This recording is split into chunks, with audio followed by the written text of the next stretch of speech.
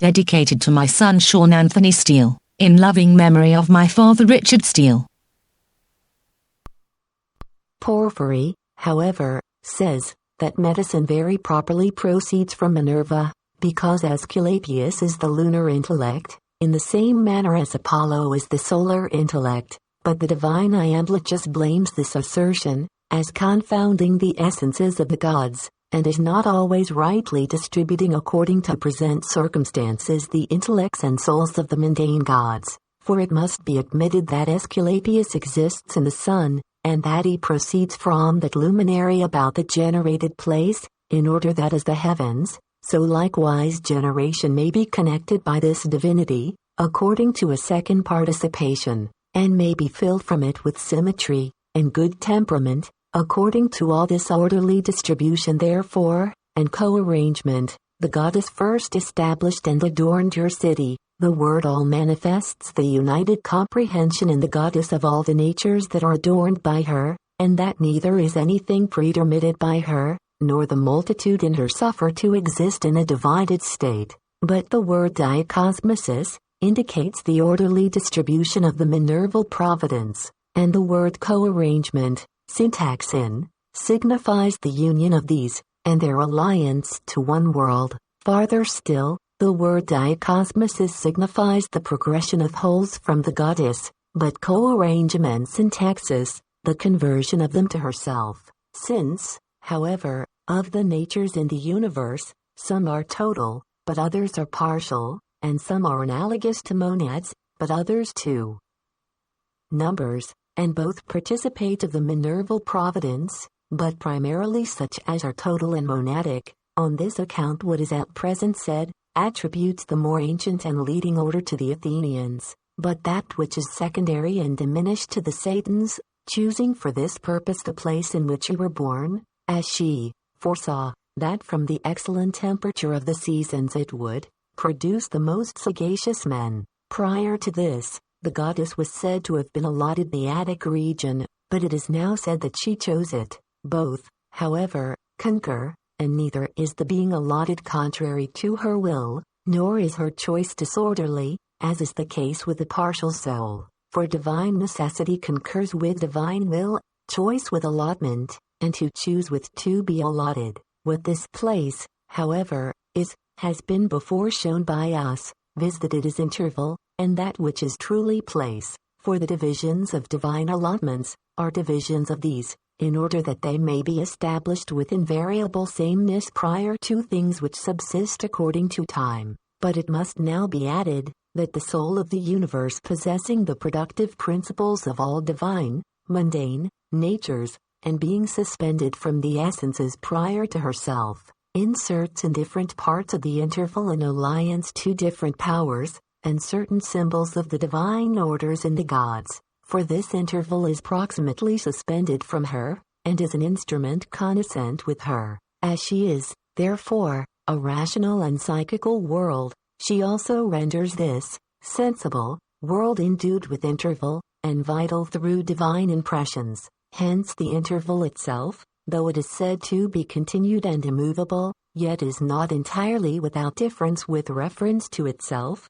since neither is the soul of the universe perfectly without difference in itself towards itself, but one part, as it were, of it, is the circle of the same, and another, the circle of the different. And why do I assert this of the soul? For neither is much celebrated intellect without difference in itself, though all things in it are, as it were, of the same color, for all things do not possess an equal power and intellect, but some are more total, and others more partial. Nor is this wonderful, for the Demiurgus himself contains in himself, first, middle, and last orders. Whence, also, I think Orpheus, indicating the order of his powers, says, that his head is the refulgent heaven, but his eyes are the sun, and the opposing moon, though, therefore, this interval should have one essence, unattended with difference, yet the power of soul, and the allotted orders of demons, and prior to these, the gods, dividing it, according to the demiurgic order, and the allotments of justice, demonstrate that there is much difference in the parts of it. Hence it must be admitted, that the choice becomes internal, and from the essence of the gods, and that it is not such as we see in partial souls. For the former is essential, but the latter is alone defined according to the present life, and the former is eternal, but the latter temporal, by place. Therefore, we must not understand the earth or this air, but prior to these, the immovable interval, which is always illuminated after the same manner by the gods, and divided by the allotments of justice, for these material natures are at one time adapted, and at another unadapted, to the participation of the gods, and it is necessary that prior to things which sometimes participate, there should be those which are always suspended after the same manner from the gods, and thus much may suffice respecting these particulars. With respect, however, to the excellent temperature of the seasons, which is productive of sagacious men,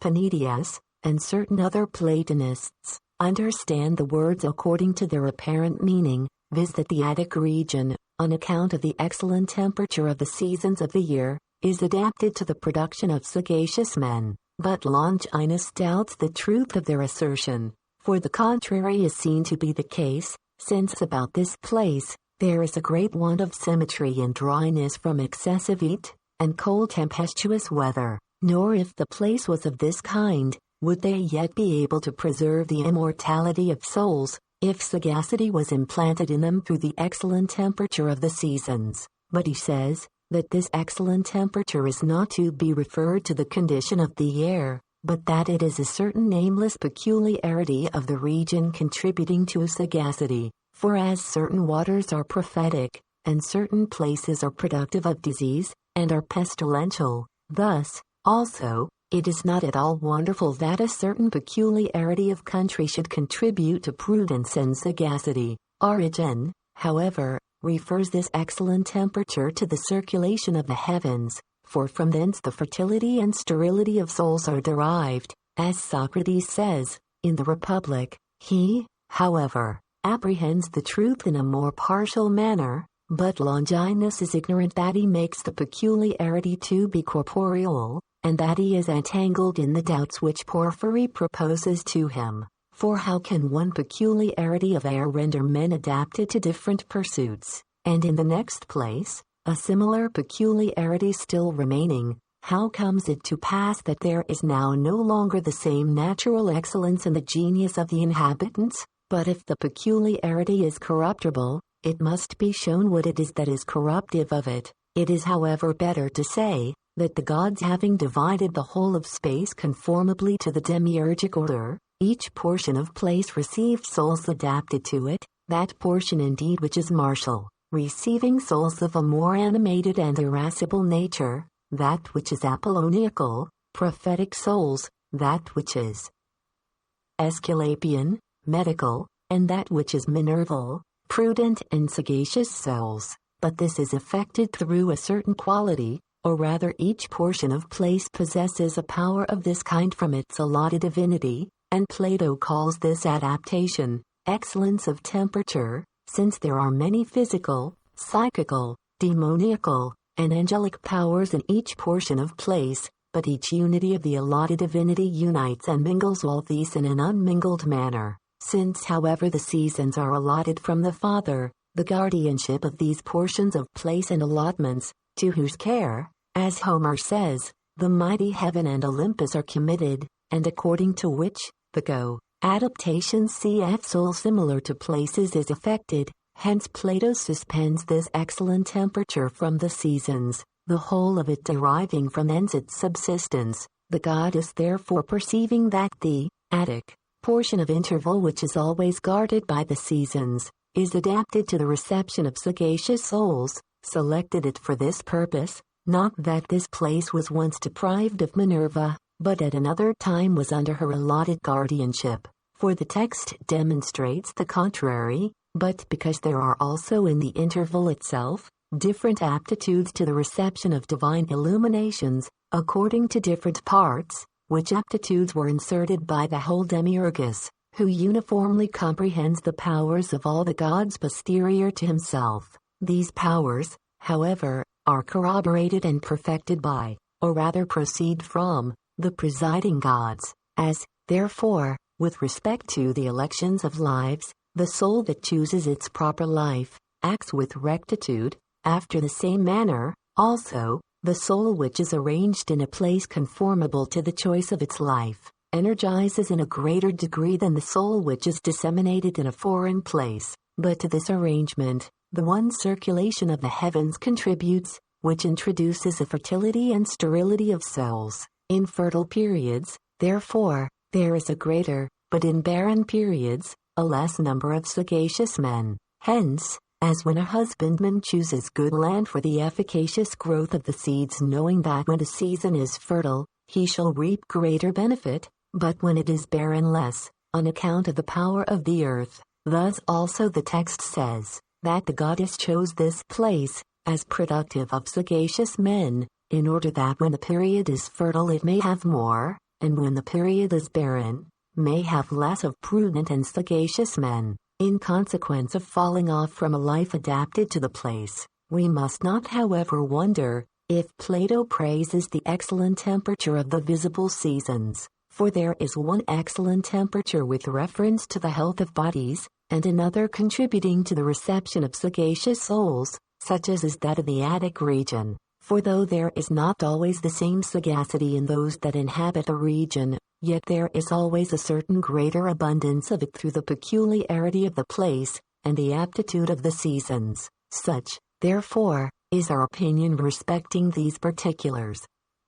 The divine Iamblichus, however, does not understand by place one corporeal formed condition, but an incorporeal cause pervading through the earth, sustaining bodies by life, and comprehending all interval. For in a place of this kind, he says the goddess fashions truly good men, and causes them to inhabit. But whether he accords with the words of Plato, may be surveyed from what has been said. If, however, it be requisite, desisting from these things, to contemplate wholes according to the analogous, it must be said that this goddess fabricating and weaving the universe in conjunction with her father, everywhere distributes to wholes, and to things of the better coordination, a more perfect allotment. But these are more replete with wisdom than their opposites, and are more adapted to the goddess. We shall show, therefore, from the following words of Plato, how that which excels in prudence is of a more minerval characteristic.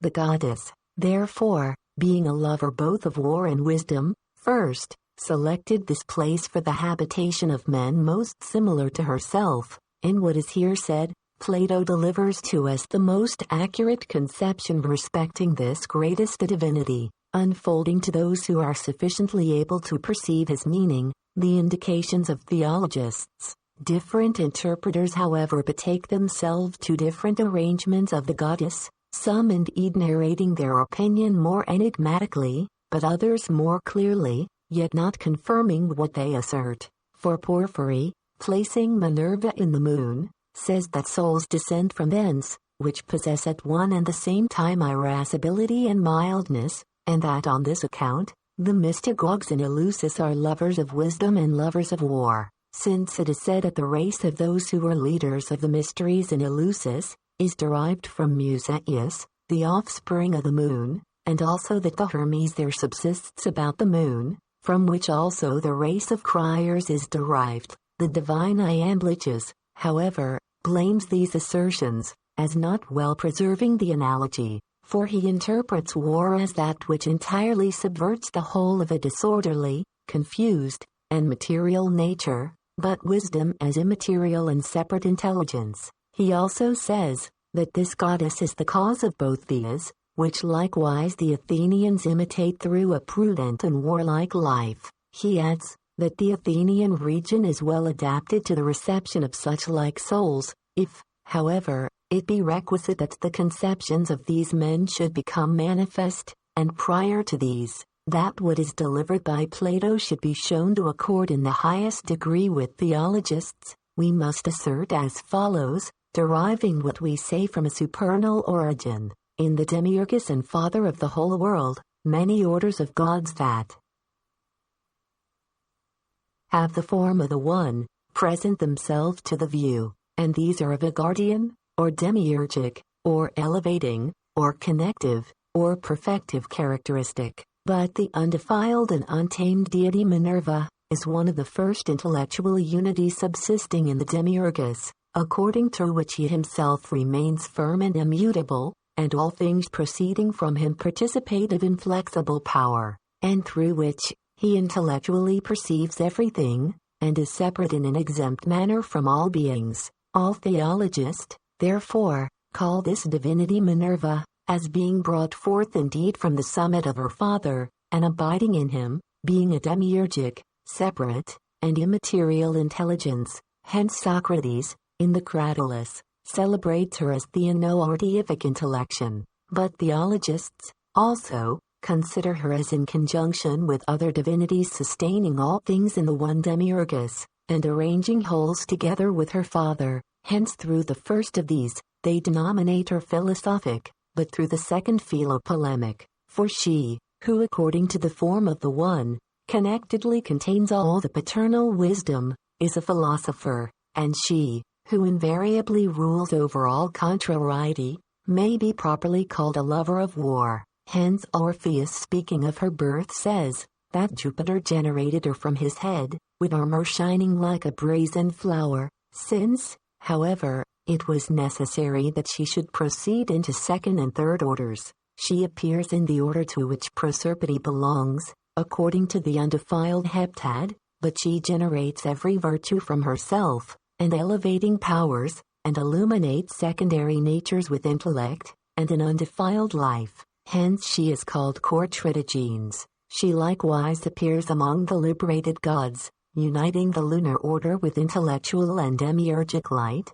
causing the productions of those divinities to be undefiled, and demonstrating the one unity of them to be unmingled with their depending powers. She also appears in the heavens and the sublunary region, and according to the united gift of herself, imparts the cause both of the philosophic and the philopolemic power. For her inflexibility is intellectual, and her separate wisdom is pure and unmingled with secondary natures, and the one characteristic peculiarity of Minerval providence extends as far as to the last orders. For since wherever there are partial souls that resemble her divinity, they exert an admirable prudence, and exhibit an unconquerable strength, what ought we to say of her attendant choirs zero of demons, or divine, mundane, liberated, and ruling orders? For all these receive as from a fountain the twofold peculiarity of this goddess. Hence also, the divine poet, Homer, indicating both these powers of Minerva, in conjunction with fabulous devices, says, "The radiant veil her sacred fingers wove, floats in rich waves, and spreads the cord of Jove. Her father's warlike robe her limbs invest." Iliad, in which verses by the veil which she wove, and to which she gave subsistence by her intellections, her intellectual wisdom is signified. But by the warlike robe of Jupiter, we must understand her demiurgic providence, which immutably takes care of mundane natures, and prepares more divine beings always to have dominion in the world. Hence, also, I think Homer represents her as an associate in battle with the Greeks against the barbarians, just as Plato here relates that she was an associate with the Greeks against the inhabitants of the Atlantic island, in order that everywhere more intellectual and divine natures may rule over such as are more irrational and vile. For Mars, also, is a friend to war and contrarieties, but with the separation and division more adapted to the things themselves. Minerva, however, connects contrariety, and illuminates the subjects of her government with union. Hence, likewise, she is said to be philopolemic. For strife, fighting, war, she always loves. Iliad v 891, and she is a friend to war, indeed, because she is allotted the summit of separation, but she is a lover of contrarieties, because these are in a certain respect congregated through this goddess, in consequence of better natures having dominion. On this account, likewise, the ancients co-arranged victory with Minerva. If, therefore, these things are rightly asserted, she is philosophic indeed, as being demiurgic intelligence, and as separate and immaterial wisdom. Hence, also, she is called Metis by the gods, but she is philopolemic, as connecting the contrarieties in wholes, and as an untamed and inflexible deity. On this account, likewise, she preserves Bacchus undefiled, but vanquishes the giants in conjunction with her father. She too alone shakes the aegis, without waiting for the mandate of Jupiter. She also hurls the javelin, shook by her arm. The massy javelin bends, huge, ponderous, strong, that when her fury burns, whole ranks of heroes tames and overturns. Again, she is phosphorus, as every way extending intellectual light, the savior, as establishing every partial intellect in the total intellections of her father, Ergane, or the artificer, as presiding over demiurgic works. Hence the theologist Orpheus says, that the father produced her, that she the queen might be of mighty works, but she is Callirgus, or the beautiful fabricator, as connecting by beauty all the works of the father, a virgin, Parthenos, as exerting an undefiled and unmingled purity, and Aegiatus, or aegis-bearing, as moving the whole of fate, and being the leader of its productions. We should, also, discuss the remaining appellations of the goddess, if what we have already said might not appear to be prolix through my sympathy with the discussion. Again, therefore, recurring to the thing proposed, we must say that Plato calls both these divinities, Love and Minerva, philosophers, not for the same reason, but he thus denominates the former as being the middle of wholes, and as leading to intelligible wisdom, and the latter as the summit of wholes, and as the union of demiurgic wisdom. For the demiurgus is Metis, the first generator and much pleasing love, and as Metis, indeed, he brings forth Minerva, but as love, he generates the amatory series. The ancient Athenians, therefore, using these laws, and being formed by good institutions in a still greater degree than I have mentioned, inhabited this region, surpassing all men in every virtue, as it becomes those to do, who are the progeny and pupils of the gods. We learn from history that the affairs of the Athenians are more ancient than those of the Satans, that the establishment of their city is prior, and that their laws are more proximate to Minerva. But in the mundane paradigms, also, wholes are prior to parts, and there is an order in them which is more divine, a power which is greater, and a form of virtue which is truly minerval. For the genus of virtue is adapted to this greatest divinity, as being virtue herself. For abiding in the demiurgus, she is wisdom and immutable intelligence, and in the ruling, or supermundane, gods, she unfolds the power of virtue. By virtue's worthy name she's called, says Orpheus. It is evident, however, that things which are more divine in the universe may be called the progeny and pupils of the gods, for they derive their subsistence and are perfected, or rather they are always perfect, through the fabrication of the gods, and the undefiled production of Minerva. Everything, therefore, which is suspended and originates from the gods, and is converted to them, exhibits transcendent virtue. But this, also, is in wholes, since it must be admitted that there is divine virtue in the universe, and it is likewise in human lives, according to a similitude to wholes. Hence what is now said is applied to the Athenians, but making the life of the Athenians to be one and continued, it conjoins Solon to the ancient inhabitants of Athens, for it says, they inhabited this region, for the paradigm of them is one, and in continuity with itself,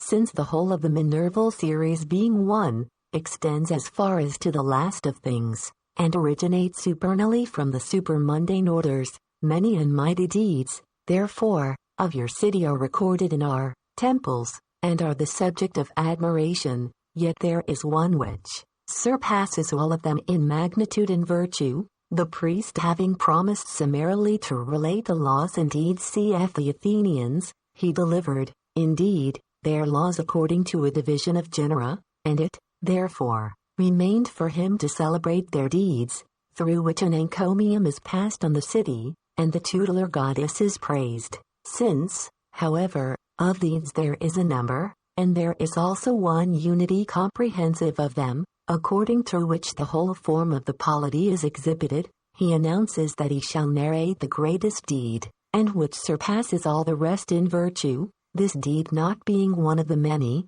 but one prior to the many. For such a method of narration subsists appropriately with reference to the universe, in which wholes accomplish, and connectedly contain one life, and collect many contrarieties into one union with the goddess. Hence, as there were many and great deeds of the city, the priest very properly relates one deed which was recorded in the temples, for there is, also, an intellectual paradigm of it, so far as it is surveyed in the world, and which transcends in magnitude and virtue, transcendency according to magnitude presenting to our view that which is total, but according to virtue that which is intellectual. For wholes and the more divine of mundane natures have many energies of the greatest magnitude, and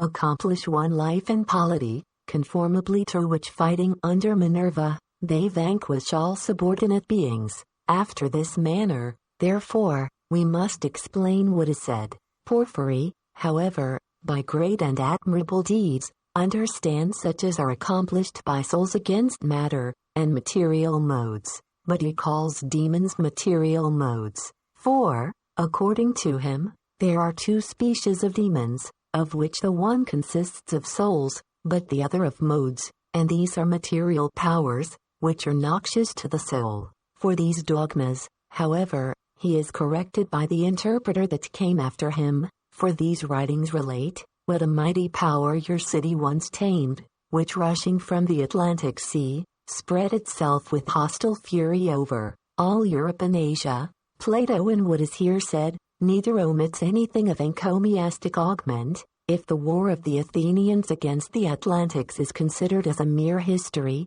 nor falls in theological accuracy in conjunction with caution. If anyone is willing to pass from partial natures to wholes, and to proceed from images to paradigms, as it is usual, therefore, in Panathenaic orations to celebrate most amply the Persian expedition, and the victories of the Athenians both by land and sea, with which more recent orators fill their orations, Plato in praising the Athenians, neither delivers the Persian invasion nor any other similar deed, but introducing the Atlantic war against the parts inhabited by us, and which rushed from the external sea with a force capable of entirely destroying these parts, he informs us that the Athenians were victorious, and that they subdued this mighty power. Since, however, the Persian expedition came from the east against the Greeks, and particularly against the Athenians, Plato introduces the Atlantic war from the west, in order that you may survey the city of the Athenians as from a center,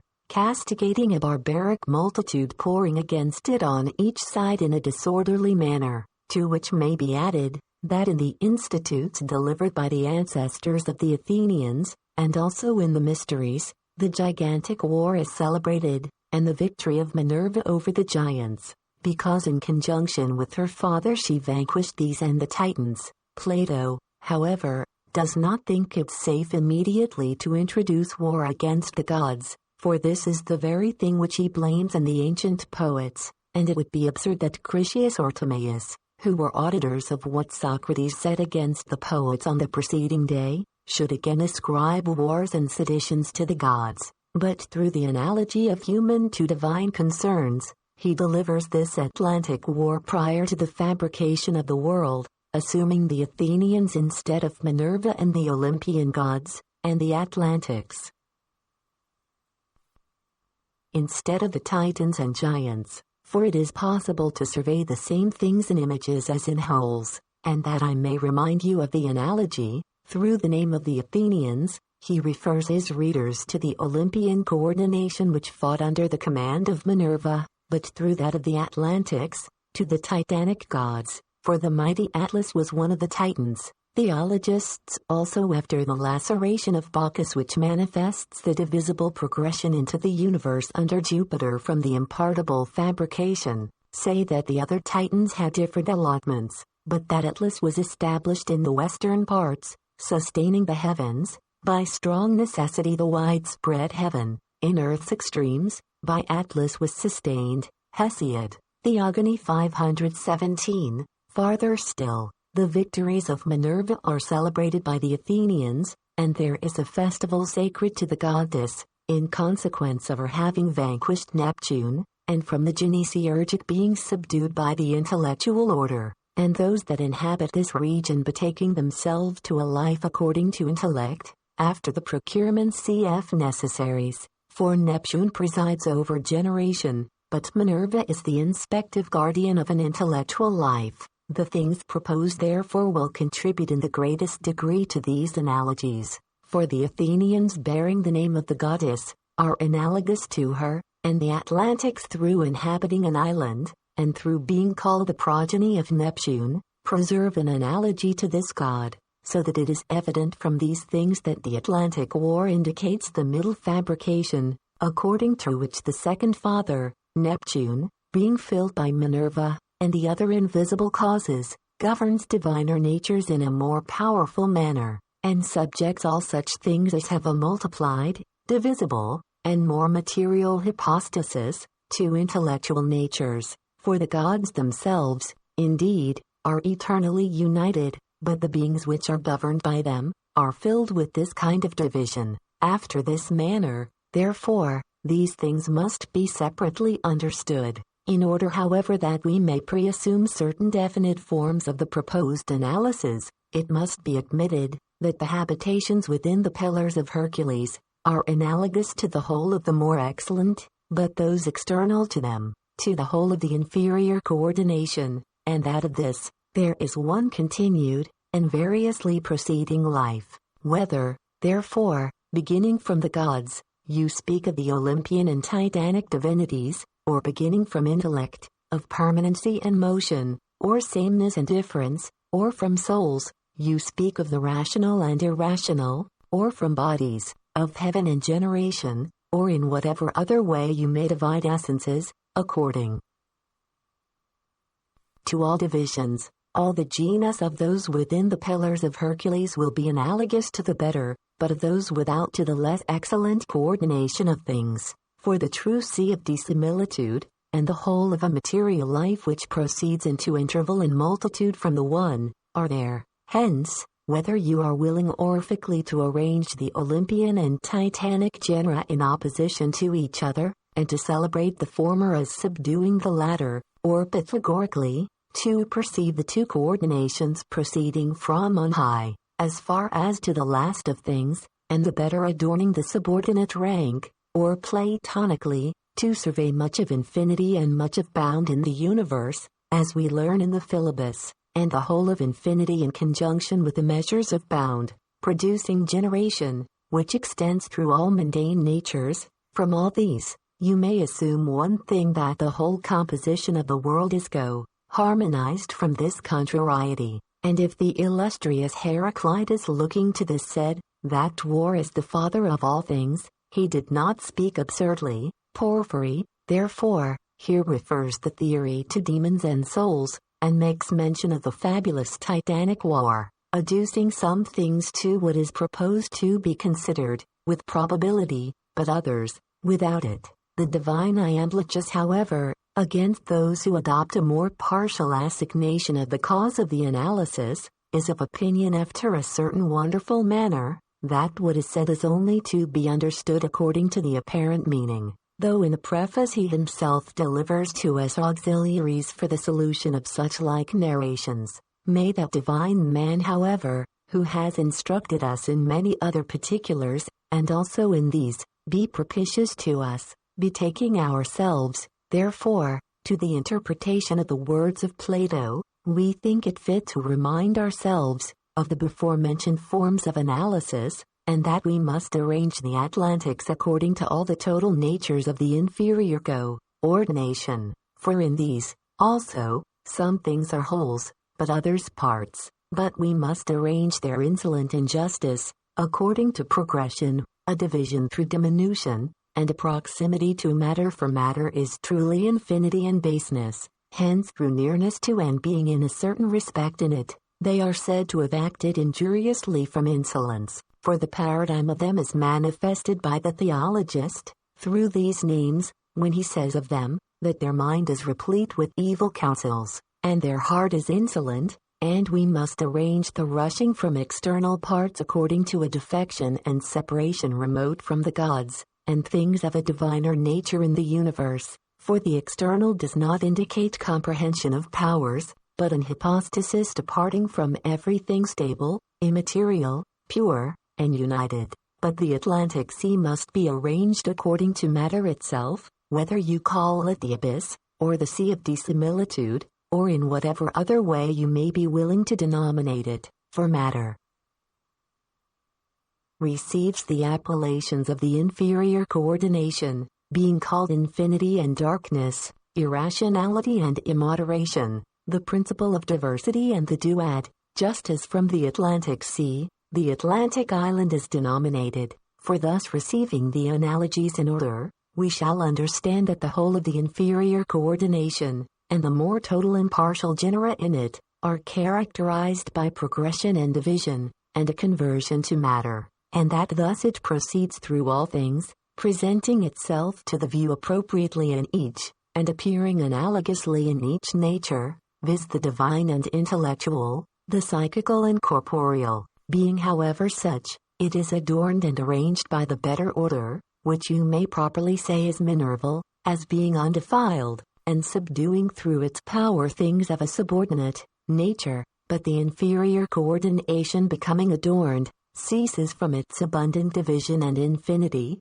the genus of the Titans being connected by the Olympian gods, but difference being united by sameness, motion by permanency, irrational by rational souls, generation by the heavens, and in a similar manner in all things. It must not however be supposed from this, that twofold divided principles of things are to be admitted, for we say that these two coordinations are of a kindred nature, but the one precedes all contrariety, as the Pythagoreans also say, since, however, after the one cause of all, a duad of principles is unfolded into light, and in these the monad is more excellent than the duad, or, if you wish to speak orphically, ether than chaos. The divisions are accomplished after this manner in the gods prior to the world, and also in the mundane gods, as far as to the extremity of things. For among the supermundane gods the demiurgic and connective orders are under the monad,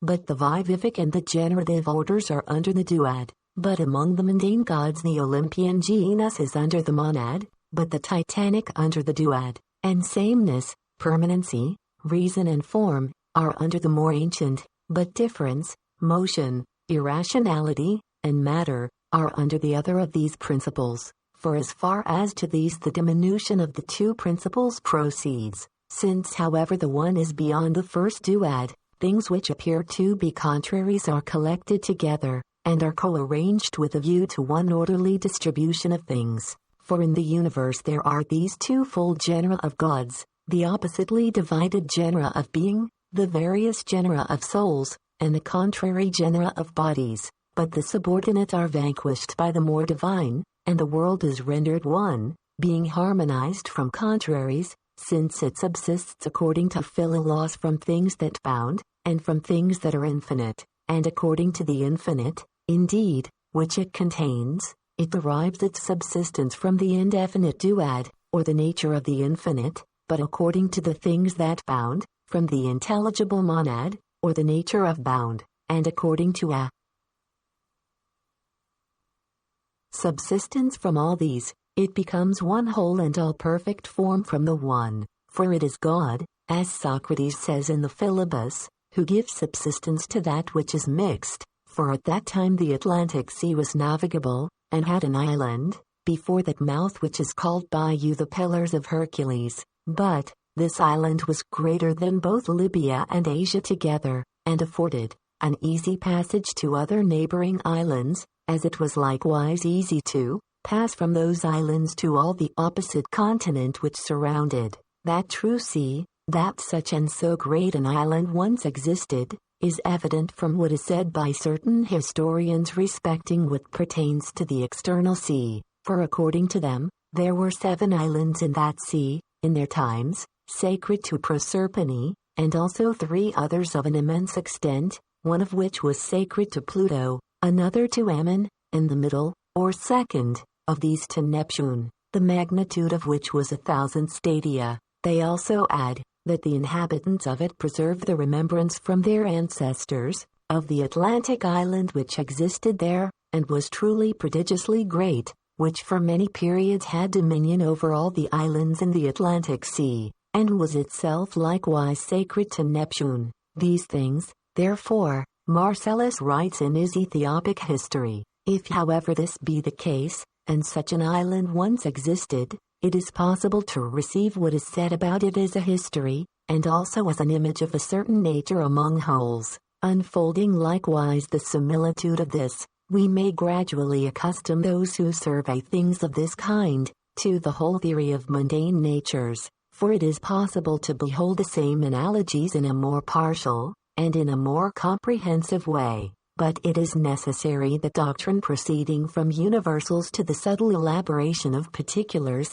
should thus give respite to theory. You must not therefore wonder if before we assume this analogy more generally, but now after another manner, and that we explore the same thing with an accuracy adapted to the things themselves. For since, as we have said, there is a twofold coordination in the universe, which originates from the gods, and is terminated in matter and material form, and since each possesses things more total, and things more partial, for this we have before said, but other things are the middles of both these coordinations, for the divine genera are comprehensive of all things, and the last elements are the vilest of all things, and the intellectual and psychical genera subsist between these. This being the case, we think fit in the first place to divide in a threefold manner the inferior coordination, and to assume in it some things as most total genera, others as middle, and others as last genera, and to some things, we shall arrange the Atlantics as analogous, to others the other islands, and to others all the opposite continent, but we shall consider the deep, and the Atlantic Sea, as analogous to matter, for all the inferior coordination is material, and proceeds into multitude and division, but it also has, with respect to itself, transcendency and deficiency. Hence Plato says that the Atlantics spread themselves externally, as being more remote from the one and nearer to matter, but that they inhabited an island larger than both Libya and Asia, as proceeding into bulk and interval, for all things that are remote from the one are diminished according to power, but transcend according to quantity, just as such as are nearer to the one, are contracted in quantity,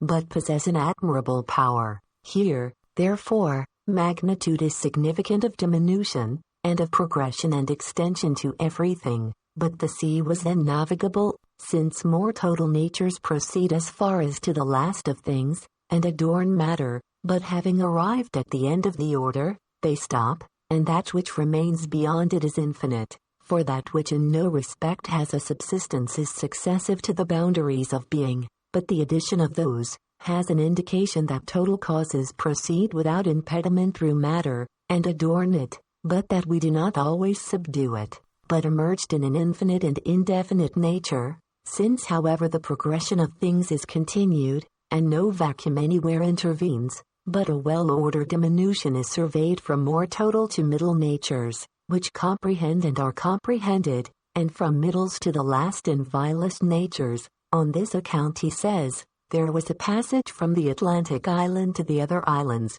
and from these to the opposite continent, and that the Atlantic was one, but the other islands many, and the continent was the greatest. For the monad is adapted to the first genus in everything, but number and multitude to the second, for multitude subsists together with the duad, and magnitude is adapted to the third genus, on account of the progression of magnitude to the triad. Since, however, the extremities of the worst coordination are most material, he manifests through the term opposite, that they are at the greatest possible distance from more excellent natures, and he does not alone use the term external, as he does of the Atlantics, and which evinces that they belong to the other part, but he also adds the word opposite, that he may indicate the most extreme diminution, but he signifies by the words about that true sea, the hypostasis of them about matter, and the last of mundane natures, for the true sea is analogous to that which is truly false,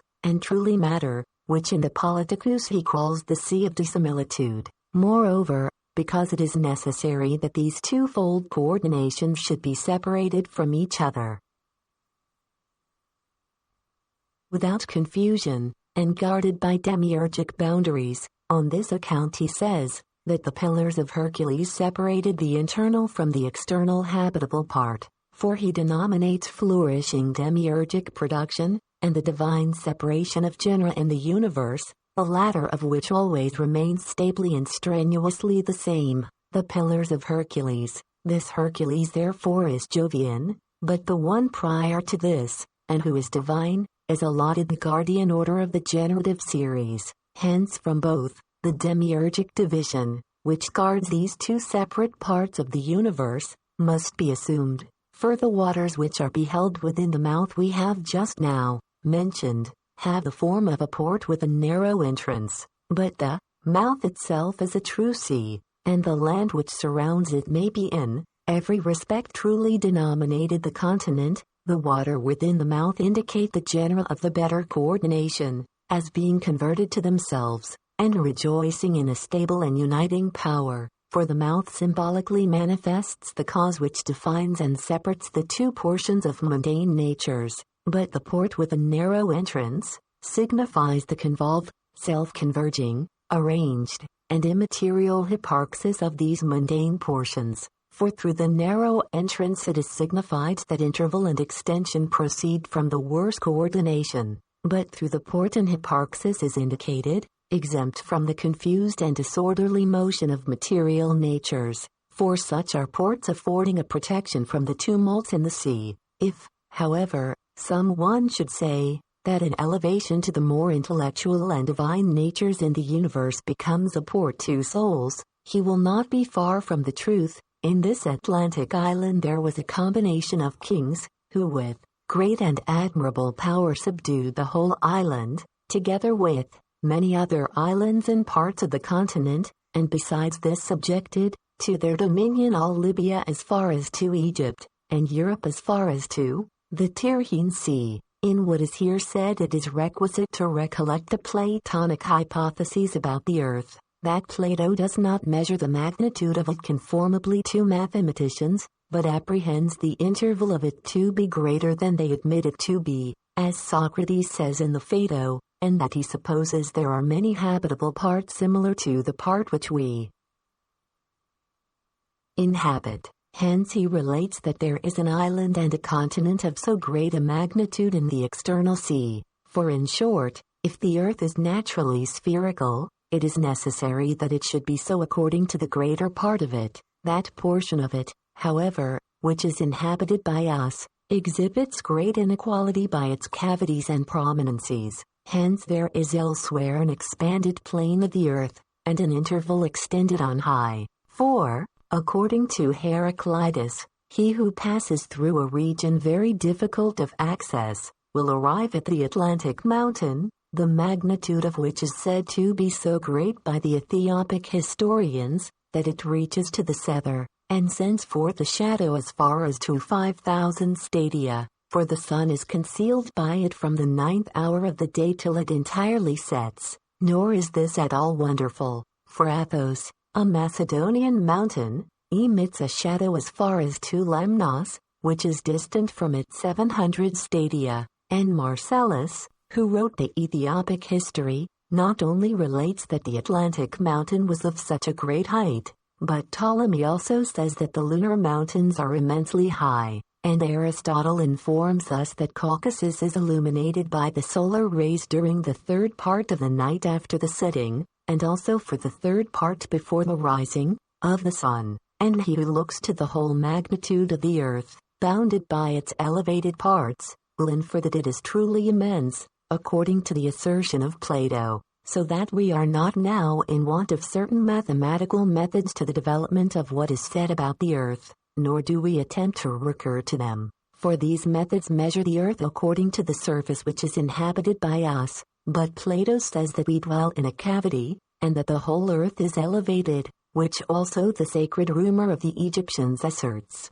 and thus much concerning what is related of the magnitude of the Atlantic island, in order to show that it is not proper to disbelieve what is said by Plato, though it should be received as a mere history, but with respect to the power of this island, that there were 10 kings in it who begot 5 male twins, and that it ruled over the other islands, certain parts of the continent, and some parts within the Pillars of Hercules. All these particulars are clearly related in the Critias. Now, however, for it is proposed to make an analysis of the particulars, the power is said to be great and admirable, according to a reference to the universe, because it proceeds to everything, and comprehends totally the whole of the second coordination, for it is held together by 10 kings, because the decade comprehends the rulers of the 2 coordinations, since the Pythagoreans also say that all opposites are comprehended in the decade, but they were twins, so that there are 5 duads, twins being 5 times begotten from Neptune and Clytes, because according to the measures of justice, there is likewise an orderly distribution of this coordination, of which the pentad is an image. The progression of it, however, is through the duad, just as that of the better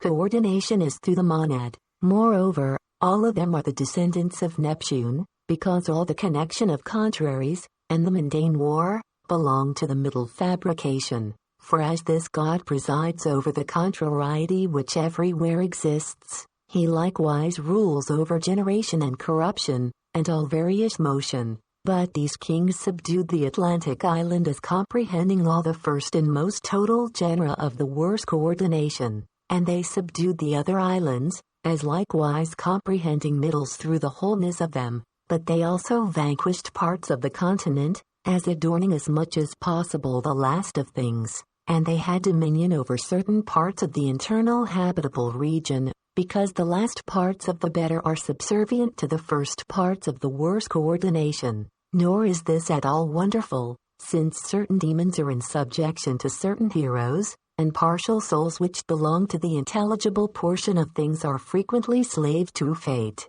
Such also is the Titanic order with the gods to which Atlas belongs, and the first of these 10 kings was called Atlas, and as it is said in the Atlanticus gave the name to the island, 0 the summits, therefore, of the second coordination, are adorned indeed by the Olympian gods, of whom Minerva is the leader, but they subdue the whole of the essence which is subordinate to the gods, but terminates in the worst coordination, such as the essence of irrational souls, of material masses, and of matter itself. Plato also appears to have called the power of the Atlantics great and admirable, because Thomas and Bias are said by ancient theologists to have belonged to this order, 0 perhaps 2, he so denominated it, because the whole of the second coordination is the progeny of infinity, which we say is the first power, just as the better coordinations the offspring of bound. On this account he celebrates the power of the Atlantics, just as he does the virtue of the Athenians, which belongs to bound, for it is the measure of those that possess it. After this manner, therefore, I think we may be able to make the analysis according to the Pythagorean principles. The words of Plato likewise have a great augment, in order to exhibit the work of the victors in a greater and more splendid point of view. For he says, through the union of the particle augmenting power, and he also adds, great and admirable. But each of these is different from the other, for power may be great though it is nothing else, but it is said to be admirable from other things, and by how much the more admirable that is which is vanquished, by so much 5 greater is the victor demonstrated to be. Besides this also, indicating through divisions the multitude subdued by this power, he evinces that it is multitudinous and transcendent, but then all this power being collected into one, endeavor to enslave our region and yours, and likewise every place situated within the mouth of the Atlantic Sea. Plato does not say that there was once sedition among divine natures, or that subordinates subdued more excellent beings, but let these things indeed be true in human affairs. The present narration, however, indicates that the most total of the genera in the second coordination of things in the universe proceed through all things, for there are both in the heavens and everywhere, a separating and uniting power, and nothing is destitute of these. In more excellent natures, however, these powers do not subsist with division, nor multitudinously, but collected into one, and with one impulse, but this is, unitedly, and according to one and a continued life. For as in the worse coordination the one is multiplied, thus also in the better, multitude is united. Hence multitude is everywhere, and is vanquished through union. Of these things the Atlantics, wishing to subdue every place within the mouth of the Atlantic Sea,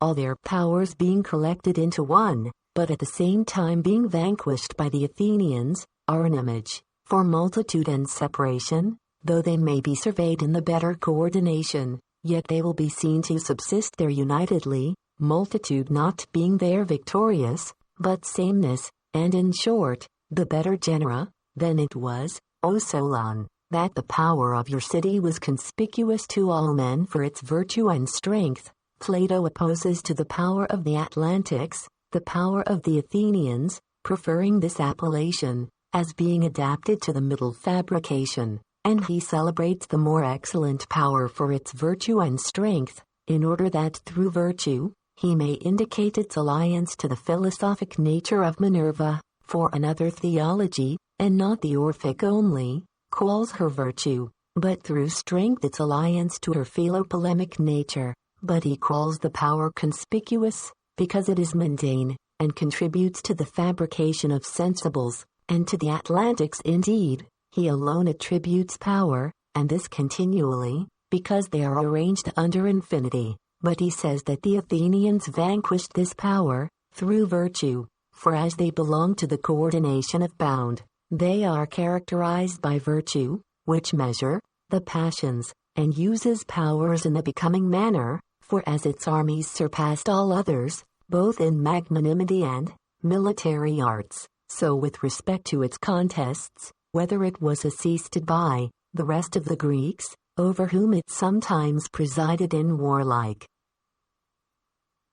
affairs, or whether it was deserted by them through the incursions of the enemies, and thus was in extreme danger, yet still it remained triumphant. In the meantime, those who were not yet enslaved, it liberated from danger, and procured to most ample liberty for all those of us who dwell within the pillars of Hercules, as we have triply divided the inferior coordination into first, middle, and last boundaries. Thus also we must divide the superior into the most total and the most partial genera, and those that subsist between these. And having made this division, we shall arrange the Athenians as analogous to the first genera, but the other Greeks who are not enslaved, to the middle, and those who are now slaves, to the last genera. For according to this arrangement, those that belong to the Minerval series vanquish those that belong to the series of Neptune, those that rank as first,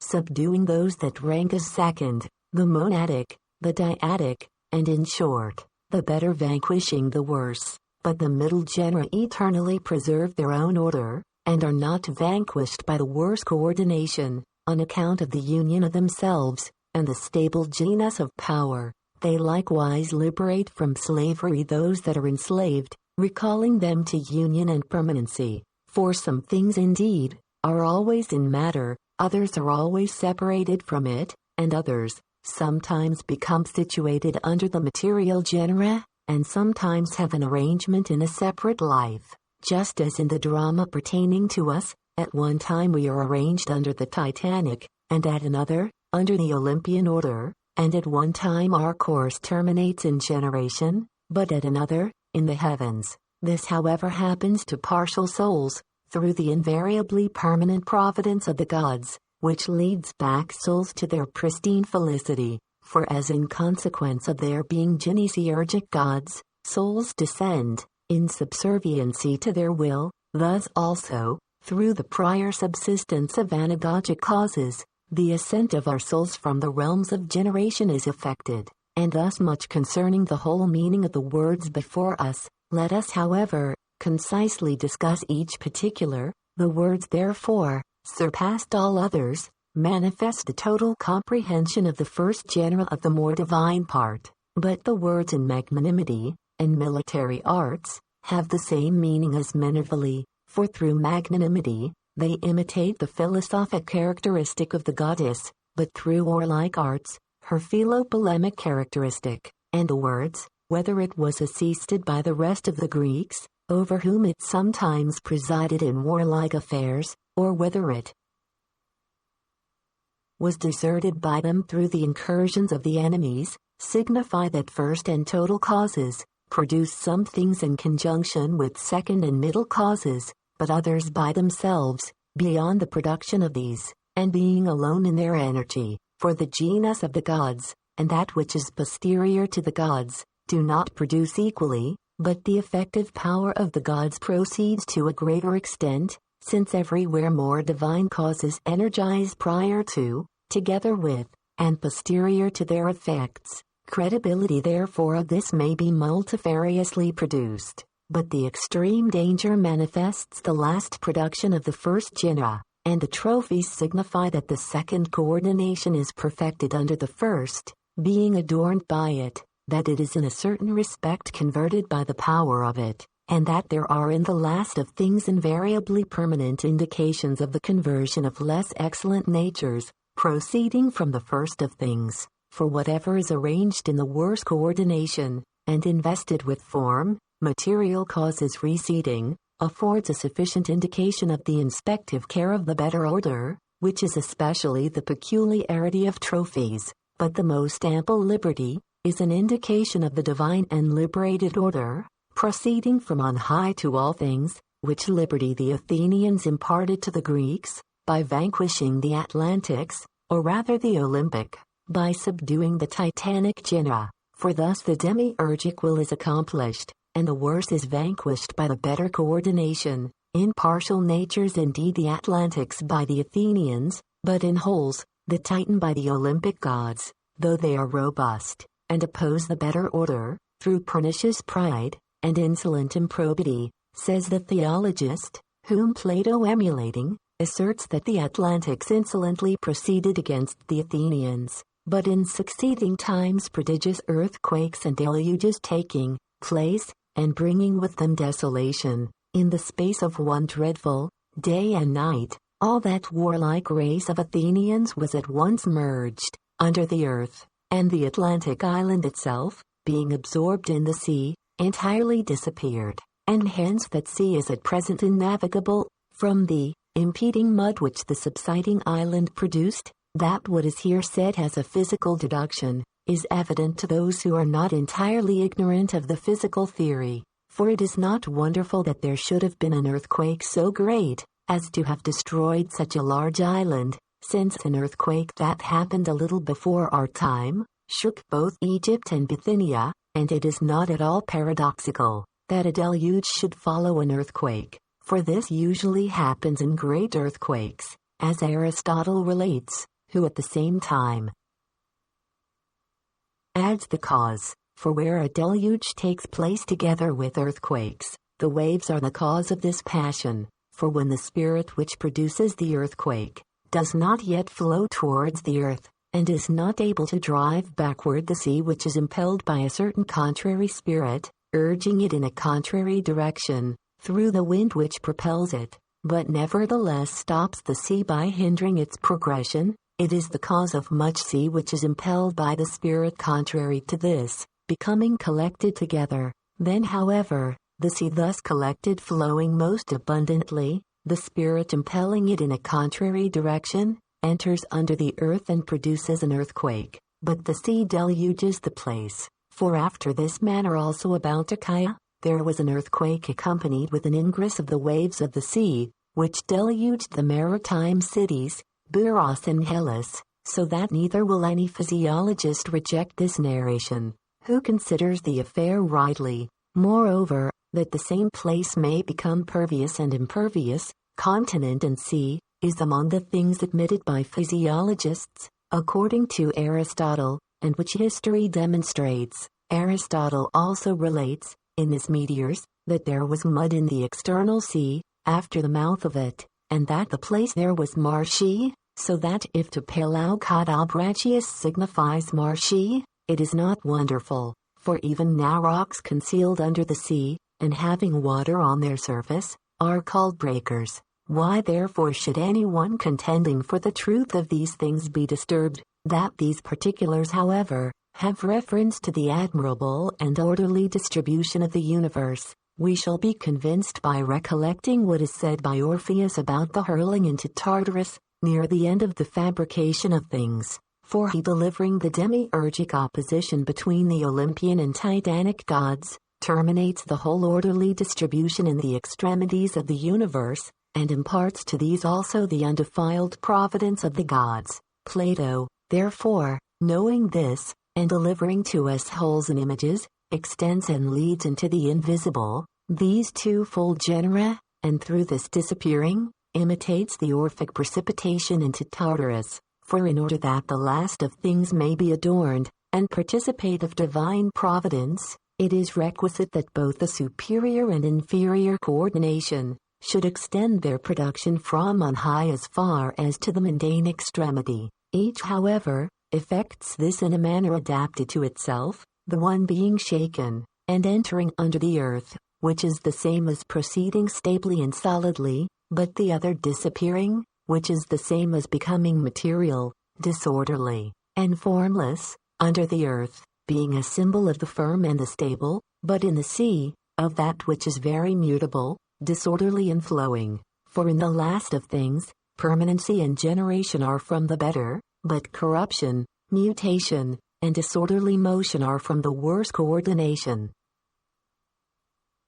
Since, however, these things are adorned, both the invisible and visible fabrication receiving their completion, on this account Plato says, they happened in one dreadful day and night, night indicating the invisible causes, but day the visible, and the dreadfulness, signifying opposing power, the inflexible, and that which proceeds through all things. But because all these are accomplished according to demiurgic powers, earthquakes and deluges took place, which are adapted to the middle fabrication. For if he wished to signify Jovian powers or energies, he would have said, thunders and lightnings happened. But since he delivers Neptunian demiurgic energies, he assimilates them to earthquakes or deluges. For it is usual to call this god Earth-shaker, and the source of marine water, Kyanochiton. And because time signifies a progression in order, and a well-arranged diminution, he says that all these events took place in succeeding time.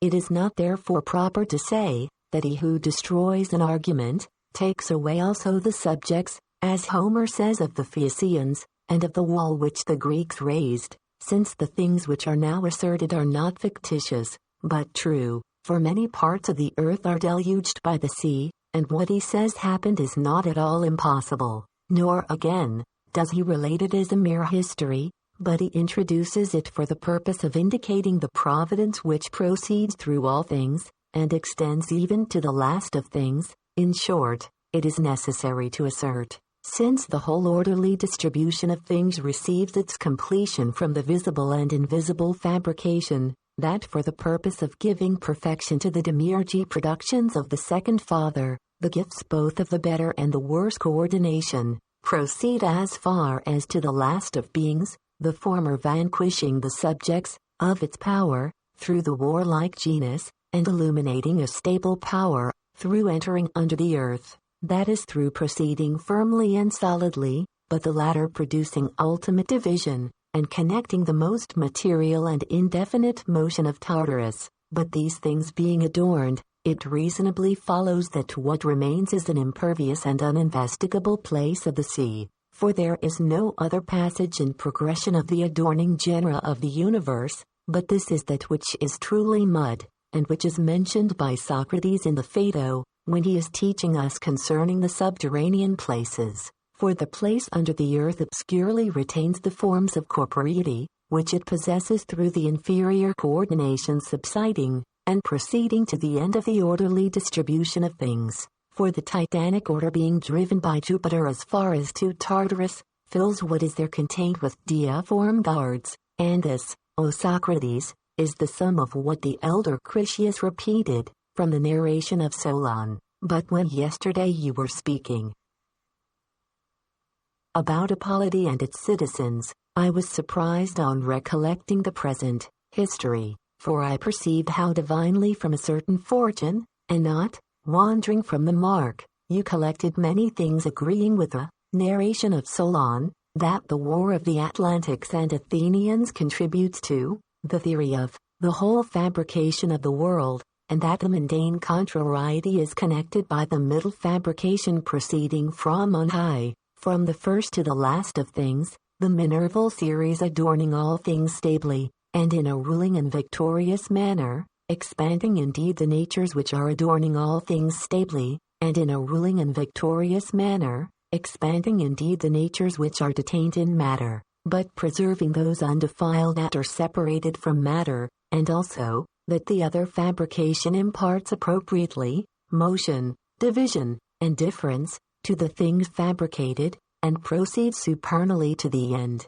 All this has been sufficiently shown and recalled to the memory by us, in what we have before said. Since, however, he by whom this narration is made, is analogous to the God who connects this contrariety, he, in a certain respect imitates him, and through a recurrence to the fathers of the narration, through what was heard by Critias and Solon, he ascends to the Egyptians, conformably to what pre-exists in the paradigm, which is filled from first causes, and fills things posterior to itself, with demiurgic power. Farther still, since he brings with him an image of the second, which proceeds from another fabrication, hence he says, that he recollected the history through the discourse of Socrates, for the recollection itself, is not a transition from images to paradigms, but from universal conceptions to more partial actions. Hence, also it is adapted to the progression of the whole fabrication of things.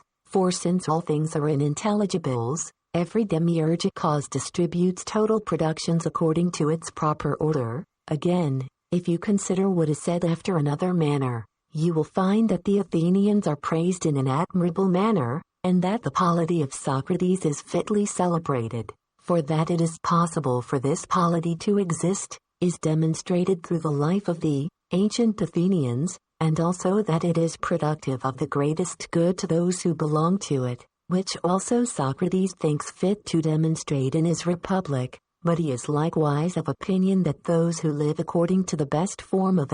polity, should be shown to deserve the greatest admiration. For those who are fashioned according to the first paradigm are truly admirable, since of mundane natures also, the more divine which transcendently receive the whole form of their paradigms, are said to be, and are, monadic, but material natures which have the same form in many subjects, possess the last order. This therefore, which in the fabrication of things, belongs to the gods, viz. To partake transcendently of their proper paradigm, the city of the Athenians also exhibits, by applying itself in the most excellent manner to the best measure of life. Moreover, the circle of benefits imitates the mundane circle, for the Egyptians are benefited by the Athenians, through warlike works, and the Athenians are benefited by the Egyptians through sacerdotal narrations, for the communication of an unwritten action was a return of favor. But in addition to this, the doctrinal narration of the deeds of their ancestors exhibits a multiplied retribution. The mention also of fortune and divinity, and the excitation of our reasoning powers, are worthy of the theory of Plato. For fortune and her gifts are not without a scope, or indefinite, but she is a power collective of many dispersed causes, adorning things that are without arrangement, and giving completion to what is allotted to each individual from the universe. Why then did Socrates collect many things which agree with the narration of Solon? I answer, on account of the cause which collects many dispersed causes, and on account of the one divinity who connects the common intellect of Socrates and Solon. For, being of a Minerval characteristic, they are excited as it were from one fountain, their tutelar goddess, to similar conceptions, yet I was unwilling to disclose these particulars immediately, as, from the great interval of time since I first received them, my remembrance of them was not sufficiently accurate for the purpose of repetition. I consider it therefore necessary that I should first diligently revolve the whole in my mind, These things may also be surveyed in the universe, viz. that the demiurgic cause of beings which are generated according to time, give subsistence to his own progeny prior to that of partial natures, and that the hypostatic cause of things generated, first intellectually perceiving himself, and seeing in himself the causes of his productions, thus gives also to other things a progression from himself, in order that he, being sufficient and perfect, may impart his own power to secondary natures, conception therefore and resumption, and everything of this kind, manifest the comprehension of demiurgic productive principles in one, and on this account, I yesterday immediately complied with your demands, for I perceived that we should not want the ability of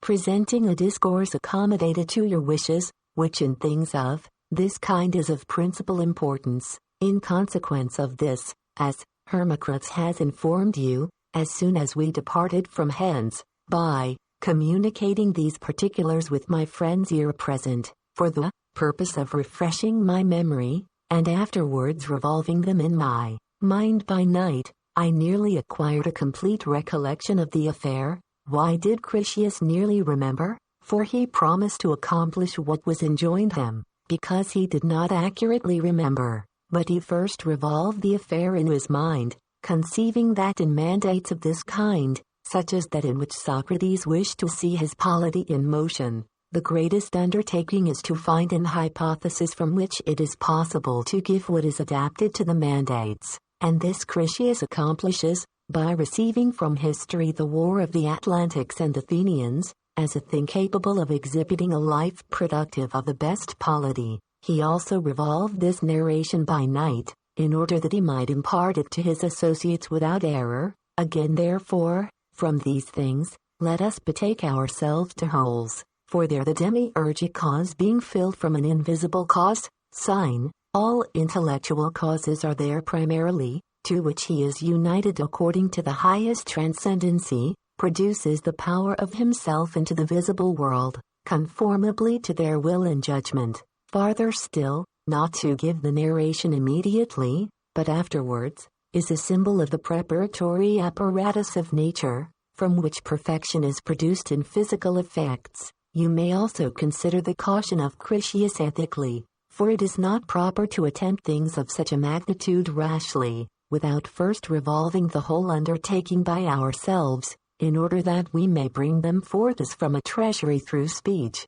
which is truly the messenger of internal reasons. Moreover, the repeating the narration to himself, imitates the conversion of demiurgic reasons to themselves, according to which, the soul surveys in herself by participation, the productive principles of beings, and to present a discourse accommodated to the wishes of those who enjoined it, indicates in the fabrication of things the suspension of visible effects from their causes, and, indeed, according to the proverb, what we learn in childhood, abides in the memory with a wonderful stability. For with respect to myself, for instance, I am not certain that I could recollect the whole of yesterday's discourse, yet I should be very much astonished if anything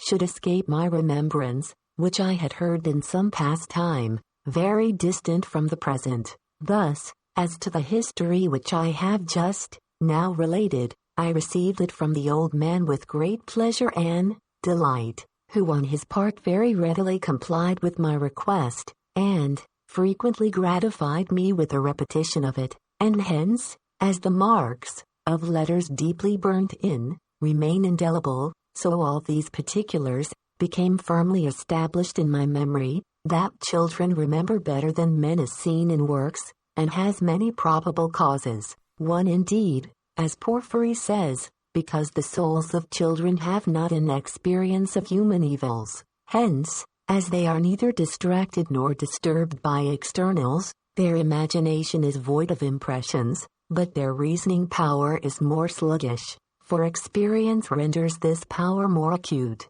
But another cause is this, that the rational life in children is in a greater degree mingled with the fantasy, as therefore, in consequence of the soul being co-passive, and commingled with the body becomes stronger and more vital, after the same manner also, the fantasy is strengthened through the habitude of reason, and being strengthened, it has more stable impressions, from receiving through its own power reason in a greater degree, just as the body is more powerful, in consequence of being more vital, through a more abundant communion with the soul. A third cause in addition to these is, that the same things appear to be greater to the imaginations of children, hence they are in a greater degree admired by them, so that they are more co-passive with them, and on this account especially remember them. For we deposit in the memory things which vehemently pain, or vehemently delight us, they therefore operate on us in a greater degree. Hence as that which suffers in a greater degree from fire, preserves for a longer time the heat imparted to it, after the same manner, that which suffers more from the external object of the fantasy, retains the impression in a greater degree. Moreover, the imagination of children suffers more, on account of the same things appearing to us to be greater during our childhood. Hence children in a greater degree retain the impression, as suffering in a greater degree from the same things, and it appears to me that Critias indicates this when he says, that he heard this history from the old man with great delight, and that on this account it became firmly established in his memory, like the marks of letters deeply burned in. But as Socrates in the recapitulation of his polity asserts, that the cause of memory to us is the unusualness of the things which we hear, thus Critias, in what is here said, ascribes this cause to the age of children,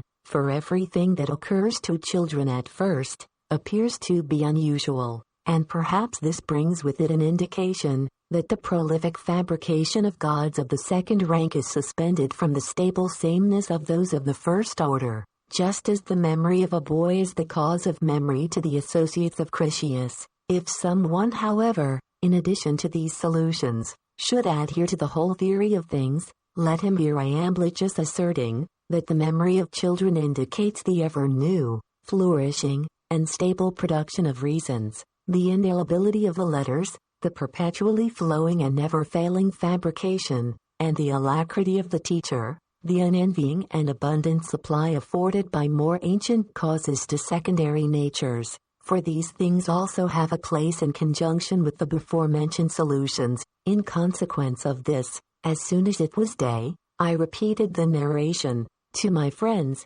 that together with myself they might be better prepared for the purposes of the present association. But now with respect to that, for which this narration was undertaken, I am prepared, O Socrates, to speak not only summarily, but so as to descend to the particulars of everything which I heard. We shall transfer, however, to reality the citizens and city which you fashioned yesterday as in a fable, considering that city which you established as no other than this Athenian city, and the citizens which you conceived as no other than those ancestors of ours described by the Egyptian priest. And indeed the affair will harmonize in every respect, nor will it be foreign from the purpose to assert that your citizens are those very people who existed at the time. Hence, distributing the affair in common among us, we will endeavor, to the utmost of our ability,